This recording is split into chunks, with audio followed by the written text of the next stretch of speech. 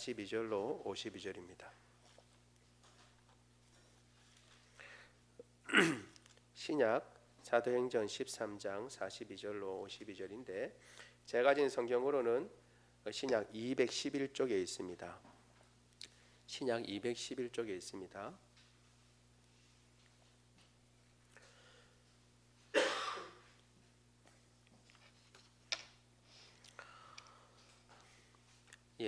사도행전 13장 42절로 52절까지의 말씀을 교독합니다. 제가 먼저 13장 42절을 읽습니다.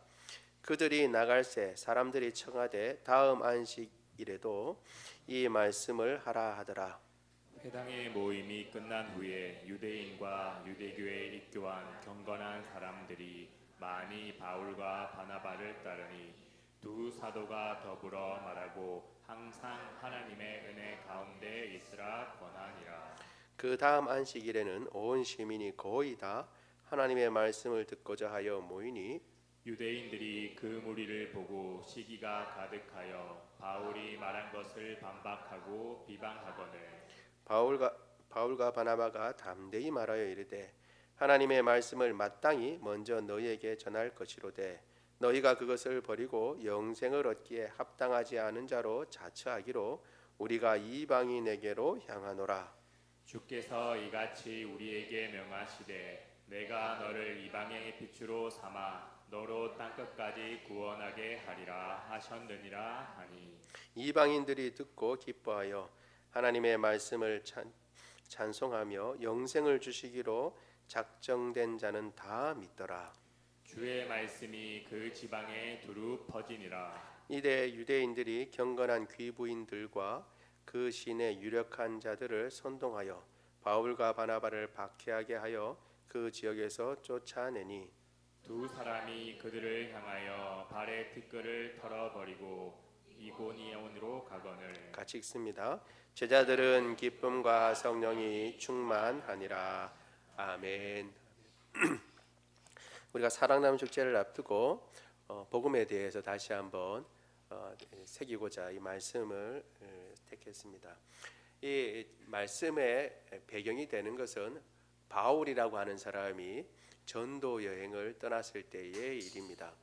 바울이라고 하는 사람의 원래 이름은 사울이라고 하는 사람이었는데 이 사울은 유대인으로서 예수 그리스도를 믿는 사람들을 원래 핍박하던 사람이었습니다. 앞장서서 핍박했던 대표적인 사람이었는데 우리가 아는 대로 성경에 나온 것대로 다메섹이라고 하는 지역에 있는 사람들도 핍박하려고 대제사장의 공문까지 가지고 가서 핍박하려고 가는 도중에 길에서 부활하신 예수님을 만나게 됩니다. 그리고 난 뒤에 그 사람의 인생이 변화되어서 이제 자신의 이름이 사울이 아니라 바울이라고 하는 이름을 가지게 됐습니다. 바울이라고 하는 의미는 작은 자라는 의미를 가지고 있습니다. 그러니까 사울과 같은 이스라엘의 초대왕, 일대왕이 사울이었잖아요. 그리고 베냐민 지파의 가장 유명한 사람이잖아요. 그 사람의 이름을 가지고 있던 사람이 이제 작은 자라고 하는 이름을 가지고 복음을 전파하게 되었습니다. 원래 바나바라고 하는 사람이 안디옥이라고 하는 곳에서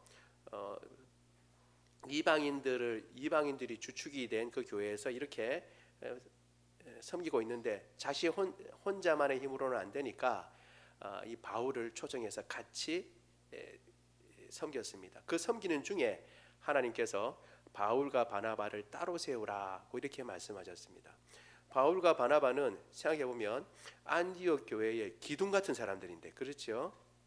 기둥 같은 사람들인데 두 지도자를 따로 세우라 그러면 안디옥 교회는 참 곤란할 지경이죠. 그런데 하나님께서는 그 두 사람을 따로 세우라고 말씀하시고 그 두 사람을 통해서 이제 전도 여행을 하게 하십니다.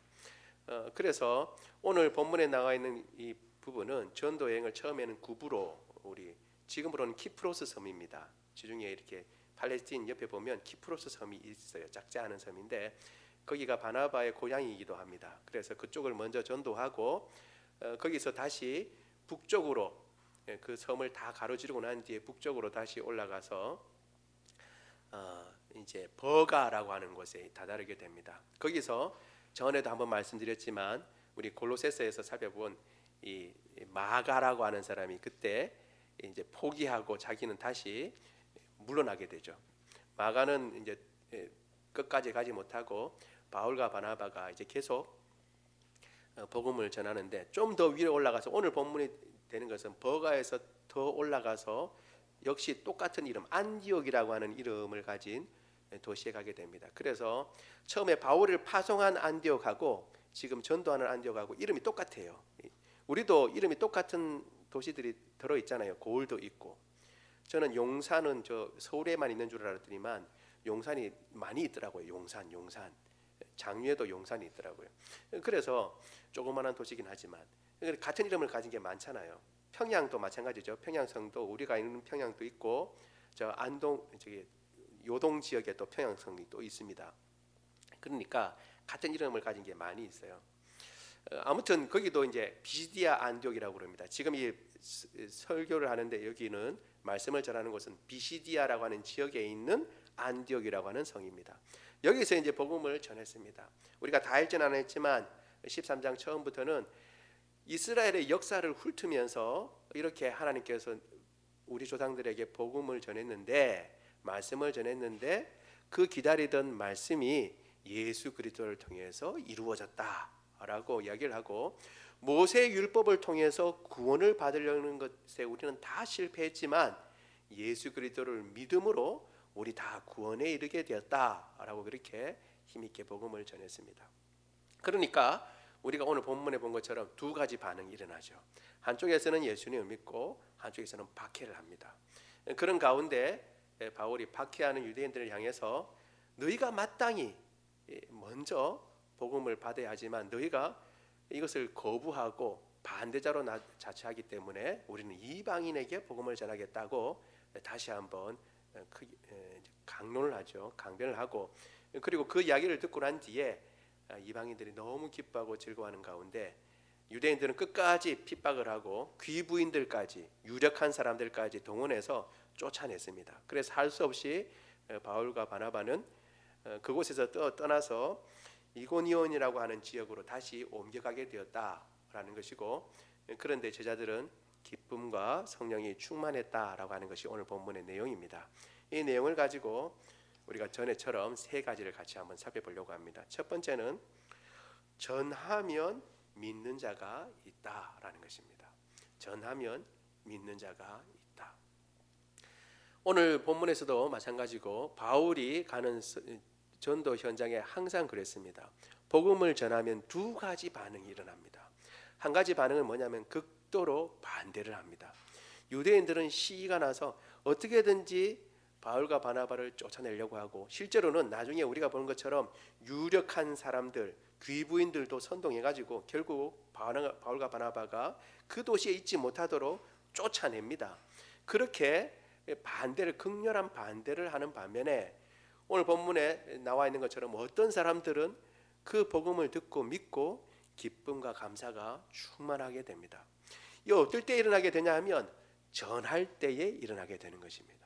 복음을 전하면 두 가지 반응은 일어나는데 우리는 보통의 경우는 어떤 데 중점을 두냐 그러면 핍박이 많다는 데 중점을 둡니다. 그래서 복음을 전하면 핍박도 우리가 감수해야 된다. 어려움이 있다.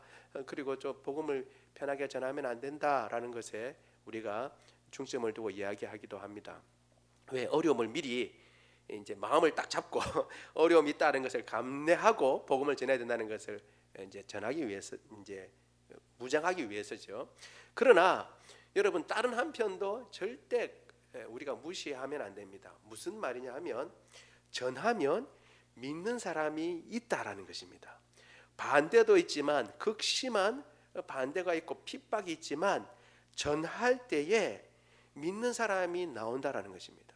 여러분 바울의 설교가 쉬운 것 같지만 이 설교가 쉬운 설교가 아니에요.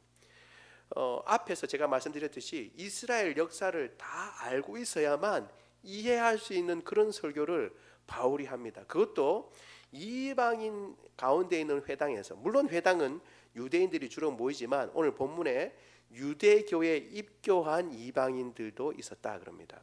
그러니까 유대인은 아닌데 유대교로 개종한 사람들이 있었던 거죠. 이방인인데 그런 사람들이 주로 복음에 긍정적인 반응을 보였어요.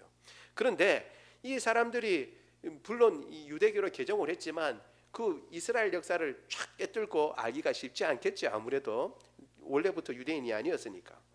그럼에도 불구하고 바울은 그들에게는 좀 어려운 설교를 다 이야기를 하고 난 뒤에, 그런데 우리가 그렇게 소망하고 바라던 그 구원이 모세의 율법을 준수해서 얻는 것이 아니고 다른 길 예수 그리스도를 믿음으로 우리가 그 의에 이르게 되고 구원을 받게 된다라고 하는 놀라운 이야기를 합니다. 여러분, 한번 이야기를 하고 듣고 딱 깨닫는 것 우리는 쉽다고 생각하지 않습니다. 그렇죠? 여러분, 쉽지 않습니다. 같은 말도 여러 번 들어야 깨닫게 되는데 늘 듣던 말이 아닌데도 새로운 말을 들으면 한 번 듣고 깨닫기가 쉽지 않습니다. 그런데 문제는 그런데도 깨닫는 사람이 있다라는 거예요. 우리는 이것을 놓치는 경우가 있는데 우리가 복음을 전하면 그 복음을 듣고 반응한 사람이 있습니다. 제가 예전에도 말씀드렸잖아요. 훈련 프로그램 중에 한 가지가 전도 폭발이라고 하는 훈련 프로그램이 있습니다. 폭발이 일어나는 거죠.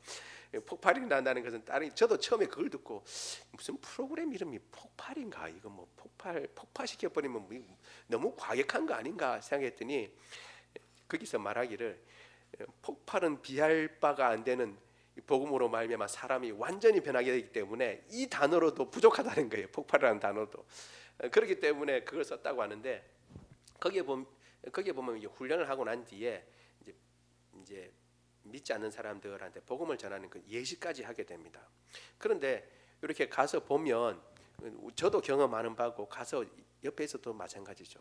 실컷 가르쳤습니다. 이렇게 순서로 이렇게 복음을 전하세요라고 해서 가르쳐줬죠. 그러면 가서 딱 복음을 전하는데 생각했던 대로 반응이 아니라 엉뚱한 반응이 오잖아요. 저쪽에서 예상했던 반응이 아니라 엉뚱한 반응을 하면 그 반응 때문에 순서를 까먹어 버리는 거예요. 이게 순서대로 돼야 이게 논리적으로 맞고 이렇게 바로 복음이 전해야 되는데 뒤에 것부터 먼저 이야기해 버렸어요. 그러면 어떻게 해요? 뒤에 것부터 얘기해 버렸으니까 그때부터 경상도 옛날 말로 홍친다라는 말이 있습니다. 이게 완전히 헷갈려 버리는 겁니다. 완전히 뒤죽박죽 돼 가지고 전하는데 제가 봐도 너무 힘들게 전하는 게 옆에 느껴지고 보니까 자기도 전하면서도 내가 무슨 말을 전하고 있는지도 모르고 막 전하는 게 보이는 거예요. 땀을 뻘뻘 흘리면서.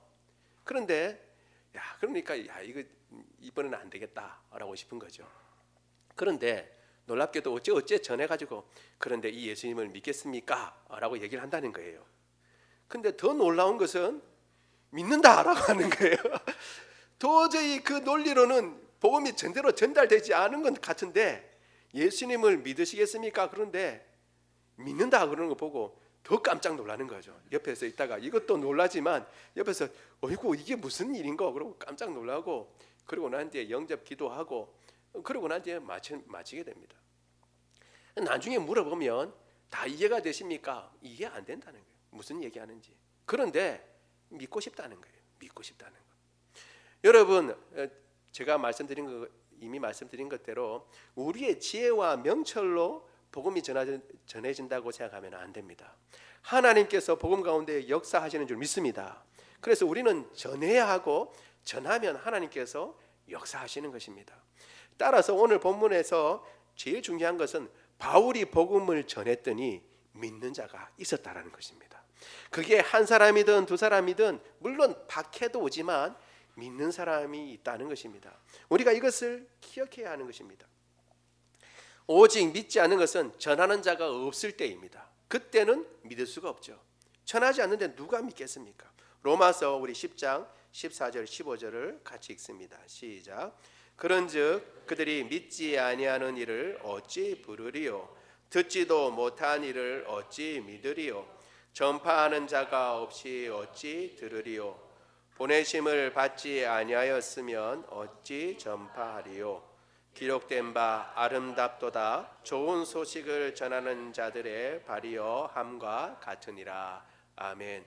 좋은 소식은 복음입니다.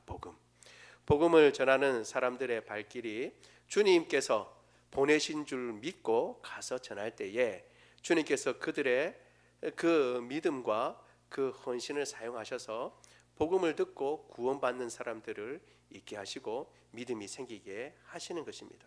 따라서 우리가 이 땅 가운데 살면서 여러 가지 재고 여러 가지 해야 할 것 많이 있지만 그러나 복음을 전하는 이 일은 우리가 결코 그만둘 수 없고 우리가 주님께서 기회 주시는 대로 힘써 복음을 전해야 할 줄로 믿습니다. 여러분 이미 말씀드린 대로 유대인들은 여기에 대해서 반대했습니다. 그래서 우리는 이방인에게로 향한다. 바울이 그렇게 이야기를 했죠. 이 이야기를 여러분 오해를 하면 안 됩니다. 뭔 오해를 하냐면 이것은 복음이 전해지는 그 경계가 이제 유대인에게서 이방인에게로 넘어간다는 얘기지 유대인들은 이제 구원받지 못하고 이방인들만 구원받는다라는 얘기가 아닙니다. 예전에는 복음이 전해진다 하더라도 하나님의 계시가 전해진다 하더라도 그 주로 경계가 어디였냐면 이스라엘 내였습니다. 왜? 성경이 히브리어로 되어 있었고 그리고 그걸 들을 수 있는 사람들은 주로 유대인이었을 뿐입니다. 그러니까 그 가운데서 듣고 믿을 사람은 믿고 믿지 않는 사람은 끝까지 그 가운데서도 믿지 않는 사람이 있었던 것이죠. 선지자가 와도 믿지 않고 오히려 선지자를 죽인 사람도 있었고 그랬던 것입니다. 그런데 이제 예수 그리스도께서 오신 이후에 이 경계가 허물어져서 전 세계에 있는 모든 사람들에게 이방인에게까지 복음이 전파되게 되었다라는 것입니다. 따라서 우리 다시 말씀드리지만 우리도 경계를 풀고 누구든지 주님께서 우리에게 보내주신 사람 혹은 우리가 가는 모든 사람들에게 힘써 복음을 전하는 저와 여러분 되기를 원합니다. 두 번째로는 우리가 살펴볼 것은 작정된 자는 다 믿더라라고 하는 것입니다. 작정된 자는 다 믿더라. 우리 사도행전 오늘 읽은 본문이죠. 13장 48절을 같이 읽습니다. 시작. 유대인들이 듣고 기뻐하여 하나님의 말씀을 찬송하며 영생을 주시기로 작정된 자는 다 믿더라 이렇게 되어 있습니다. 여러분 영생을 주시기로 작정된 자는 믿는다라고 할 때에 우리가 생각해 볼 게 좀 있습니다. 뭐냐 하면 요 부분이 오늘 좀 중요합니다. 이건 좀 그냥 또 들으시지만 요 부분을 여러분 잘 들으셔야 됩니다. 여러분 우리가 생각할 때에 아까 처음에 제가 잠깐 교정을 해드렸는데 이렇게 생각하면 안 됩니다. 하나님께서 유대인들을 구원하려고 했는데 유대인들이 복음에 대해서 거부를 하니까 그러면 내가 이방인들도 구원해야겠다라고 해서 방향을 트신 걸로 그렇게 생각하기 쉬운데 그건 아닙니다. 이때 왜 이게 아니라 그러면 얼핏 보면 그런 것 같이 보여요. 그런데 이게 어떤 점에서 문제가 있냐 그러면 이건 마치 하나님께서 예기치 못한 일을 당하시는 것처럼 생각할 수가 있는 것입니다. 무슨 말이냐 하면 유대인들에게 참 전하고 싶었는데 그래서 선지자들도 보내고 나중에는 아들까지도 보냈는데 유대인들이 안 믿네. 그럼 할 수 없이 이방인들에게 복음을 전해야겠다라고 하나님께서 할 수 없이 혹은 유대인들 복음 전하기를 원했는데 안 되니까 어쩔 수 없이 이방인에게 복음을 전하는 것처럼 여겨질 수 있습니다. 성경은 그렇게 얘기하는 것이 아닙니다. 처음부터 그러니까 유대인의 거부로 말미암아 이방인에게 간 것이 아니라 처음부터 약속의 자녀들 오늘 본문에 나와 있는 것처럼 처음부터 유대인이든 유대인이 아니든 작정된 자들을 주님께서는 구원하시기를 기뻐하셨다는 것입니다. 이것을 잘 알 수 있는 것이 우리 이삭과 야곱에 대한 내용입니다. 이것을 로마서에서 잘 이야기해 놓고 있는데요. 좀 길긴 하지만 우리 로마서 9장 7절에서 13절까지의 말씀을 우리 같이 한번 천천히 한번 읽어보겠습니다. 의미가 한번 여러분 생각해 보시고 한번 읽으세요. 시작. 또한 아브라함의 씨가 다 그의 자녀가 아니라 오직 이삭으로부터 난 자라야 내 씨라 불리리라 하셨으니 곧 육신의 자녀가 하나님의 자녀가 아니요 오직 약속의 자녀가 씨로 여기심을 받느니라. 약속의 말씀은 이것이니 명년 이때에 내가 이르리니 사라에게 아들이 있으리라 하심이라. 그뿐 아니라 또한 리브가가 우리 조상 이삭 한 사람으로 말미암아 임신하였는데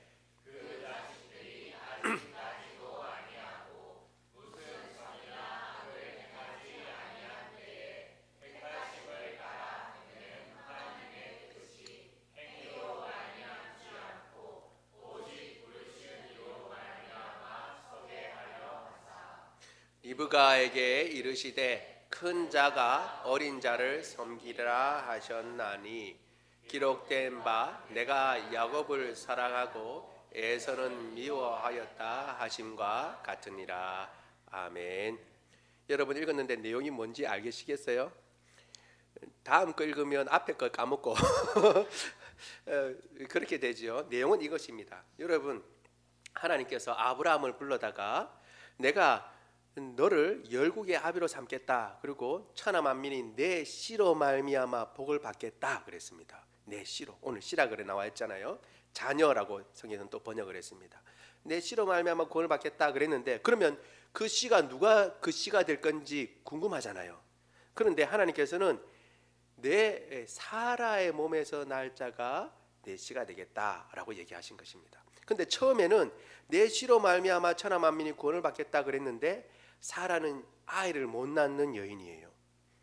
그런데다가 아이의 경수까지 끊어졌어요. 경수까지 끊어졌다는 것은 이제 아이를 낳을 수 있는 가능성도 없다는 거죠. 그렇죠? 완전히 없어진 거죠. 근데 그 전에 아이를 못 낳는 것을 알고 사라가 당신의 아브라함의 씨라고 했지 꼭 아브라함의 씨가 나를 통해서 낳으라는 법은 없으니까 내 몸종 중에 이집트 여인이 있는데 하갈을 통해서 그러면 내가 둘째 부인으로 줄 테니까 그럼 하갈을 통해서 아이를 낳으면 어떨까요? 하고 하갈을 줍니다. 그래서 하갈을 통해서 아이를 낳죠. 그 아이가 이스마엘입니다. 이스마엘. 그런데 하나님께서는 이스마엘이 육신으로 오면 아브라함의 자녀가 맞아요. 그런데도 이스마엘 아니다. 사라를 통해서 날 자가 내 씨가 될 거다. 이렇게 얘기했어요. 그런데 이미 말씀드린 대로 사라를 통해서는 아이가 낳을 수가 없잖아요. 그런데 하나님께서 기적으로, 그러니까 하나님이 낳을 수 없는 아이가 나온 거니까 기적의 아이죠. 약속을 따라서 태어난 아이가 이삭입니다. 너무 기적이니까 사라도 웃어버렸죠. 그러니까 웃음입니다. 이삭의 뜻이 웃음. 웃을 수밖에 없는 상황이 돼버린 거예요. 그런데 이삭을 통해서 나왔으니까 그러면 아브라함의 씨는 이제 이삭인가 보다 우리가 생각할 수 있죠. 그런데 그것 가지고도 부족하다는 거예요. 하나님께서. 그래서 보여주신 것이 야곱입니다. 야곱. 이제 이삭이 리브가라는 여인을 통해서 또 아이를 가졌어요. 그런데 하나님께서는 이제는 전에는 어떻게 해요? 엄마가 달랐잖아요. 엄마가 하갈 이집트 여인이었고 그 다음에 사라였습니다. 그런데 이제는 리브가 한 사람을 통해서 뱃속에 쌍둥이가 나온 거예요. 쌍둥이가 있는데 하나님께서는 뭐라고 말씀하셨냐면 쌍둥이 오늘 본문에 나와 있는 것처럼 쌍둥이가 무슨 선한 일을 했습니까? 지금 한 거 아무것도 없고 지금 뱃속에 있는데 하나님 말씀하셨어요. 큰 자가 작은 자를 섬기겠다. 벌써 그렇게 말씀하신 겁니다. 그러면 큰 자가 작은 자를 섬기는 것은 누구로 말미암는 거예요? 하나님으로 말미암는 거죠. 결국 먼저 나온 사람은 에서라고 하는 사람인데 에서는 제외되고 야곱이 약속을 잊게 됩니다. 여러분, 이 모든 일을 통해서 결국 뭘 보여주냐 그러면 구원을 얻는 것은 아브라함의 혈통만 얻었다고 구원을 얻는 게 아니고 아브라함의 자녀가 되거나 아브라함의 씨가 되는 게 아니고 하나님께서 인정한 사람, 작정한 사람만 아브라함의 씨가 된다라는 것을 보여주고 있는 것입니다. 제가 왜 이렇게 길게 말씀드리냐 하면 그렇기 때문에 여러분 유대인이라고 구원받는 게 아니에요. 유대인이라도 결국 어떻게 돼요? 작정된 사람만 믿는 거예요. 그런데 이 작정된 사람인지 아닌지를 알 수 있는 게 뭐냐 하면 바로 복음에 대한 반응을 통해서 알 수 있는 것입니다. 작정을 통해서 예수 그리스도를 메시아를 받아들이는 사람은 구원받고 메시아를 받아들이지 않는 사람은 구원을 받지 못하는 것입니다. 여러분 이렇게 제가 생각하니까 여러분 이렇게 생각할 수 있습니다. 그러면 작정된 사람은 구원받는다면 내가 작정됐는지 안 됐는지 어떻게 알아? 내가 만약 작정 안 됐으면 나 어떡하지? 라고 여러분 생각할 수 있습니다. 어떻게 해야 할까요? 작정됐는지 안 됐는지 어떻게 아느냐? 아는 방법이 있습니다. 그 첫 번째는 여러분 잘 들으세요. 예수님을 믿으면 작정된 겁니다. 복음을 듣고 내가 예수님을 믿는다. 그러면 내가 작정된 사람이구나. 여러분 아시면 됩니다. 복음을 듣고 믿지 않는 사람이 있어요. 복음을 듣고 믿지 않는, 오늘 본문에 나와 있는 것처럼 유대인들은 믿지 않습니다. 그런데 작정됐는지 안 했는지 어떻게 아느냐? 복음을 듣고 예수님을 믿어요. 그러니까 어떤 사람이 저 사람이 작정된 사람인지 아닌지를 우리가 어떻게 알겠어요? 저 사람은 틀림없이 작정된 사람이 아니야. 왜냐하면 얼굴이 벌써 무섭게 생겼고, 그리고 또 말투가 거칠고, 그리고 또 사교적이지도 않아. 너무 무서워. 말 걸기도 힘들어. 그러니까 저 사람은 작정된 사람이 아니야. 여러분 이렇게 생각할 수 있을까요? 아니에요. 우리는 어떤 사람이 작정됐는지 아닌지 모릅니다. 우리가 할 수 있는 일은 복음을 전해보면 알아요. 복음을 전해보면 그 사람이 구원받게 되면 작정된 사람이구나 하는 것을 알게 되는 것입니다. 여러분 몇 번 전할까요? 한 번 전해보고 저 사람이 내한테 그런 소리 하지 마라 그러면 그 얘기 딱 듣고 저 사람은 작정된 사람이 아니면 그렇게 여러분 우리가 알 수 있을까요? 아니에요. 우리는 그 사람이 어떻게 예수님 믿을 줄 알지 못합니다. 기회에 있는 대로 전하는 거예요. 우리는 언제 아냐면 그 사람의 숨이 끊어질 때나 알 수가 있는 겁니다. 그 전에는 기회가 있는 겁니다. 언제 어떻게 예수님을 믿을지 아무도 몰라요. 아무도. 그래서 우리는 힘이 있는 대로 복음을 전하는 것입니다. 여러분 작정된 사람이 있다 그러니까 아이고 그러면 내가 안 전해도 저 사람은 누구든지 그러면 언제든지 작정된 사람은 믿겠네 라고 말하는 것이 아니라 오히려 작정된 사람이니까 우리가 힘있게 아무나 우리 스스로가 제한하지 말고 복음을 전해야 하는 것입니다. 누군지가 우리 모르기 때문에 그런 겁니다. 첫 번째는 복음을 전하고 믿는 사람이면 우리가 작정된 사람이라는 걸 알죠. 두 번째 또 있습니다. 뭐냐 하면 죽을 때까지 끝까지 예수님을 붙잡고 있는 걸 보면 작정된 사람인지 압니다. 예수님을 믿고 중간에 좀 흔들릴 수도 있어요. 심지어는 아이고 나 예수님 안 믿는다 라고 말할 수도 있을지 모르겠어요. 그러나 결국에는 마지막에는 돌아와서 우리가 새벽 기도 때 했죠. 마지막에 모인 사람이 다 용서받고 다 모인 것하고 똑같은 거예요. 마지막 때에 여전히 예수 그리스도를 믿는 믿음 가운데 머물러 있다면 그 사람은 작정된 사람입니다. 그러니까 우리가 스스로 판단할 게 아니라 그런 사람이 작정된 사람이라는 것을 알고 끝까지 믿음 가운데 머물도록 우리 자신이 힘쓰고 애써야 할 뿐만 아니라 그럴 수 있도록 도와주고 또 복음을 전해야 하는 것입니다. 여러분 이것이 아주 중요한 것입니다. 우리가 복음을 전하면 이미 말씀드린 대로 하나님이 역사하십니다. 그리고 하나님이 역사하시면 작정된 사람은 다 믿게 되는 것입니다. 그래서 우리가 바운더리를 치고 요까지라고 할 필요가 없고 몇 번만이라고 할 필요도 없는 것입니다. 하나님이 은혜 주실 때에 많은 수대로 주님께서 힘 주시는 대로 우리가 복음을 전하고 우리가 사람들을 권할 때에 주님께서는 그 권함을 사용하시고 그 발걸음 사용하시고 앞뒤가 없는 말이 안 되는 말이 될지 모르지만 그 말조차도 주님이 사용하셔서 주님께서 구원받기로 작정된 사람들을 구원해내시는 줄로 믿습니다. 여러분 그러니까 걱정을 하지 마세요. 뭘 걱정하지 마냐면 이건 내가 복음 전한다고 저 사람이 믿을까 안 믿을까 걱정하지 말고 우리가 해야 할 일은 뭐냐 하면 전하는 것입니다. 작정된 사람은 다 믿기 때문에 우리가 걱정하지 말고 기회 있는 대로 조심스러운 태도는 취해야겠죠. 예의 없이 할 수는 없고 우리가 예의를 갖추고 하지만 하나님께서 기회 주시는 대로 주변의 많은 사람들에게 주님 은혜 주시는 대로 힘써 전하는 저와 여러분 되기를 원합니다. 세 번째 오늘 본문에서 우리가 생각해 봐야 할 점은 같이 읽어볼까요? 시작. 제자들은 기쁨과 성령이 충만하니라 라고 하는 것입니다. 여러분 이게 왜 생각해 봐야 할 거냐면 이 상황이 그런 상황이 아니에요. 어떤 상황은 기쁨과 성령이 충만할 상황이 있습니다. 어떤 상황이에요? 모든 게 다 잘 돌아가고 은혜가 충만할 때. 어떨 때예요? 이 비시디아 안디옥이 뒤집어지는 거예요. 뒤집어지는 거.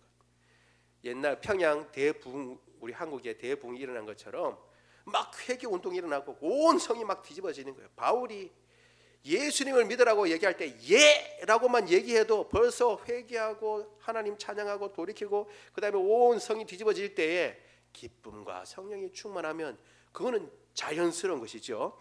그런데 복음을 전했더니 어떻게 됐어요? 유대인들의 미움을 받았어요. 그리고 유력한 사람들이 특별히 반대를 했습니다. 그래서 어떻게 했어요? 쫓겨났어요. 핍박을 당해서 그 성에서 쫓겨났어요. 이고니온으로 갈 수밖에 없었어요. 비시디아 안디옥에서는 더 이상 머물지 못합니다. 복음을 전해준 사람이 이렇게 쫓겨나는 것을 지켜봤습니다. 그리고 그러면 복음을 전한 사람들만 쫓아내서 나가면, 바울과 바나바만 나가면 이 핍박하는 사람들이 이제 예수님을 믿는 사람들에게 너희는 괜찮다 그럴까요? 이제 예수님을 믿기로 한 사람들한테는 어떻게 해요? 관계의 절연이 옵니다. 우리가 그것을 어디서 볼 수 있냐 그러면 지금 이슬람 교도 가운데 예수님을 믿는 사람들을 보면 알 수 있습니다. 가족들 가운데 관계가 끊어져요. 예수님 믿는 순간에 우리하고 끊어지는 겁니다. 유대교에 쭉 나오다가 이제 유대교와 완전히 관계 다 끊어지죠. 사람들 다 끊어지는 겁니다. 그런 상황 가운데 있는 것입니다. 여러분, 그러니까 제가 무슨 말씀을 드리냐 하면 객관적인 상황과 형편은 기뻐할 수 있는 상황이 아니라는 거예요. 기쁨과는 관계가 없는 상황이라는 거예요. 성령 충만 관계가 없어요. 우리가 흔히 생각하는 그런 여건과 환경에서는. 그런데 이들이 어떻게 기쁨과 성령이 충만할 수 있었겠습니까? 그건 한 가지밖에 없죠.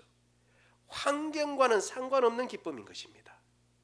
환경과는 상관없는 기쁨이 이들을 자리 잡고 있는 것입니다. 그게 무엇입니까? 그들을 기쁘게 혹은 그들이 기뻐해야 할 이유가 어디 있고 그 기쁨의 근원이 어디에서 온 것입니까? 바로 구원에서 오는 것이며 복음에서 오는 것입니다. 여러분, 우리가 복음을 전하면요, 그 복음을 통해서 사람들이 기뻐합니다. 죽었던 영혼이 살아납니다. 그리고 그 하나님 앞에서 저주받았던 인생이 하나님의 자녀가 되고 하나님과 아무런 상관이 없던 사람이 하나님과 관계를 맺게 되고 이 땅 가운데 생명의 삶을 살게 되는 것입니다. 그래서 당장은 잘 나타나지 않을지 모르지만 사람 가운데 기쁨이 있게 됩니다. 여러분들도 자세히 생각해 보세요. 예수님을 처음 믿었을 때, 저도 처음에는 잘 몰랐어요. 나중에 생각해 보니까 제가 예수님을 믿었을 때에, 예수님을 믿게 됐을 때, 저는 정확하게 언제 예수님을 믿었는지 기억이 안 나요. 그런데 생각나는 것은 제법 먼 교회를 다녔는데 중학교 때라고 그랬죠. 갑자기 모든 게 다 새로워졌어요. 심지어 지나가면 코스모스한테도 인사하고 싶어요. 안녕. 넌 어떻게 그렇게 예쁘니? 라고 인사하고 싶어요. 다 너무나 바뀌는 거예요. 기쁨이 있어요. 기쁨이. 그렇다고 해서 뭐 하늘에서 뭐가 뭐 1,000만 원이 떨어졌거나 방향은 없어요. 똑같아요. 어제나 오늘이나 똑같아요. 상황은 똑같고 형편도 똑같고 그때가 우리 집이 망해가는 길이었어요. 점차 상황은 더 악화돼 가고 있고 결국은 부산을 떠났다고 그랬잖아요. 그러니까 악화가 되고 있는 상황 가운데 있었는데 기쁨이 넘치는 것입니다. 여러분, 참된 기쁨은 어디에서 오는 것입니까? 바로 예수 그리스도에게서부터 오는 것입니다. 우리가 그것을 기억하고 예수님을 붙잡아야 될 줄로 믿습니다. 우리가 어디에서 기쁨을 추구합니까? 환경과 여건, 이 환경이 되면 혹은 저런 여건이 되면 이것이 갖춰지면 내가 돈이 이렇게 많으면 내가 지위가 이렇게 올라가면 그리고 우리 자녀들이 이렇게 되면 그때야 기쁨이 있는 것 같지만 그 기쁨 여러분 경험해 보셨잖아요. 잠깐이에요. 잠깐. 그리고 난 뒤에 또 어떻게 또 염려하는 것입니다. 사람의 염려는 끝이 없습니다. 그런데 주님께서는 우리 마음 가운데 기쁨을 주시는 것입니다. 복음을 통해서 기쁨을 얻게 되는 것입니다. 사실 우리가 지난 일주일 동안 살펴본 이 새벽기도 때의 본문도 그 바울이 감옥에 있으면서 빌립보라고 하는 교회에 보낸 편지의 내용인데 그 내용이 결국은 뭐냐 하면 기쁨이었어요. 기쁨. 감옥에 있는데 무슨 기쁨이 있겠습니까? 그런데 바울은 기뻐했어요. 우리 빌립보서 1장 18절 같이 읽겠습니다. 시작. 그러면 무엇이냐? 거치기로 하나 참으로 하나 무슨 방도로 하든지 전파되는 것은 그리스도니 이로써 나는 기뻐하고 또한 기뻐하리라. 얼마나 기뻐하는지 기뻐하고 또 기뻐한다 그랬습니다. 반복은 강조입니다. 강조. 내 정말 기쁘다라고 바울은 강조합니다. 왜? 나는 지금 감옥에 있지만 예수님이 증거되니까 나는 정말 기쁘다라고 얘기했습니다. 여러분, 예수님 때문에 우리가 기뻐하고 예수님으로 말미암아 감사하고 예수님 때문에 환경과 여건을 뛰어넘는 기쁨과 감사가 넘치는 저와 여러분 되기를 원합니다.